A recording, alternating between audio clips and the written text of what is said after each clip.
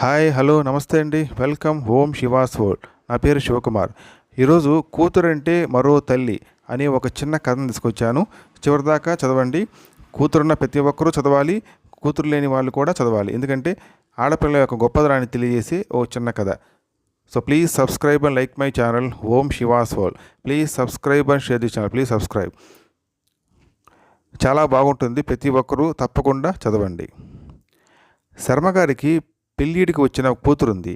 కొద్ది ప్రయత్నంలోనే ఓ సంబంధం కుదిరింది. ఒక మంచి రోజున చూసి అమ్మాయి పెళ్లి కోసం నిశ్చయితాంబూలాలు పుచ్చుకున్నారు. అది మంచి సంబంధం కావడంతో కుటుంబం మొత్తం ఎంతో సంతోషించింది. తండ్రి అయిన శర్మగారు మరింతగా ఆనందించారు. అబ్బాయి, అతని తల్లిదండ్రులు చాలా మంచివారు.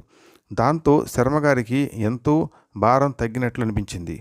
పెళ్లికి ముందు ఒకరోజు పెళ్లి కూతురు తండ్రి శర్మగారు వియ్యంకుల వారింటికి వెళ్లాల్సి వచ్చింది. అయితే ఆ రోజు శర్మగారి ఆరోగ్యం బాగాలేదు.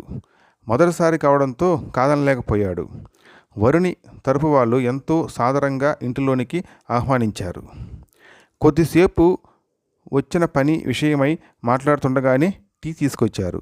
శర్మగారికి మధుమేహం ఉండడంతో కొన్ని సంవత్సరాల నుండి చక్కెర పదార్థాలకు దూరంగా ఉంటున్నారు ఆయన.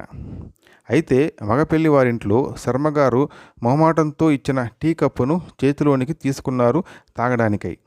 మొదటి గుటక వేస్తూనే ఒకంత ఆశ్చర్యానికి గురయ్యారు. అందులో పంచదార లేదు, సరికదా తనకిష్టమైన యాలకల పొడి వేశారు. మా ఇంటి పద్ధతిలోనే చేసిన టీని వీళ్ళింటిలోనూ తాగుతున్నారే అని అనుకున్నారు ఆయన. మధ్యాహ్న భోజనం చేశారు. అది అచ్చు తమ ఇంటి వంటలాగానే ఉంది. వెంటనే ఏం బయలుదేరుతారు, కొంచెం విశ్రాంతి తీసుకోండి అంటూ పడగ్గదికి తీసుకెళ్లారు. అచ్చట దుప్పటి తాను కప్పుకునే దుప్పటిలానే పలుచడిది. కొనుకు తీసి లేచేటప్పటికి రాగి చెంబులు నీరిచ్చారు. తాగడానికి బయలుదేరే ముందు ఇక అడగకుండా ఉండలేకపోయారు శర్మగారు.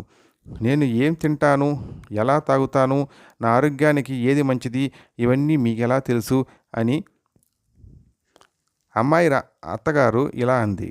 నిన్న రాత్రి మీ అమ్మాయి ఫోన్ చేసి మీ గురించి అన్నీ చెప్పింది. మా నాన్నగారు మొహమాటం పడతారు, వారి గురించి మీరే శ్రద్ధ తీసుకోవాలని కోరింది. శర్మగారి కళ్ళల్లో నీరు తిరిగాయి. శర్మగారు ఇంటికి రావడంతోనే భార్యను పిలిచి ఇలా అన్నారు. లక్ష్మి, మా అమ్మ చనిపోలేదు, బతికే ఉంది తెలుసా? ఏమిటండి మీరు మాట్లాడుతున్నది?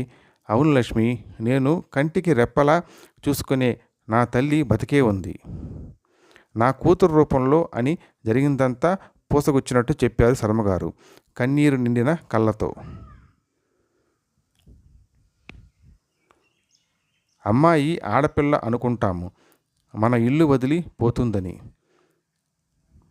తాను ఎక్కడికి పోదు, తల్లిదండ్రుల హృదయంలోనే ఉంటుంది. తన మనసులో తన వారి జ్ఞాపకాలను నింపుకొని.